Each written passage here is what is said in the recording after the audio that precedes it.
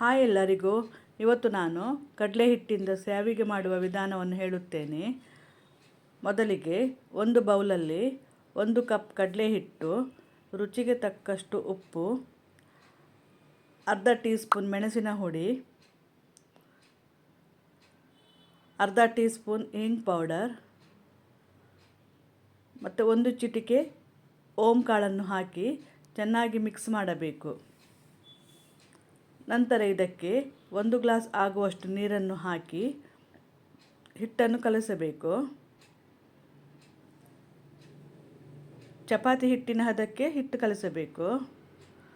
ಅದಕ್ಕಿಂತ ಸ್ವಲ್ಪ ಸಾಫ್ಟ್ ಇದ್ದರೆ ಸಾಕು. ನಂತರ ಇದಕ್ಕೆ ಬಿಸಿ ಎಣ್ಣೆಯನ್ನು 1 ಟೀ ಸ್ಪೂನ್ ಹಾಕಿ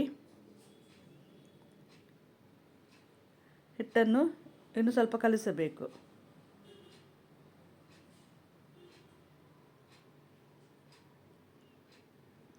ಇಷ್ಟು ಸಾಫ್ಟ್ ಆದರೆ ಸಾಕು. ನಂತರ ಇದನ್ನು ಉಂಡೆಗಳನ್ನಾಗಿ ಮಾಡಿ ಸೇವಿಗೆ ಅಚ್ಚಲ್ಲಿ ಹಾಕಿ ಕಾದ ಎಣ್ಣೆಯಲ್ಲಿ ಈ ರೀತಿ ಬಿಡಬೇಕು. ಇದು 2 ನಿಮಿಷದೊಳಗೆ ಫ್ರೈ ಆಗ್ತದೆ.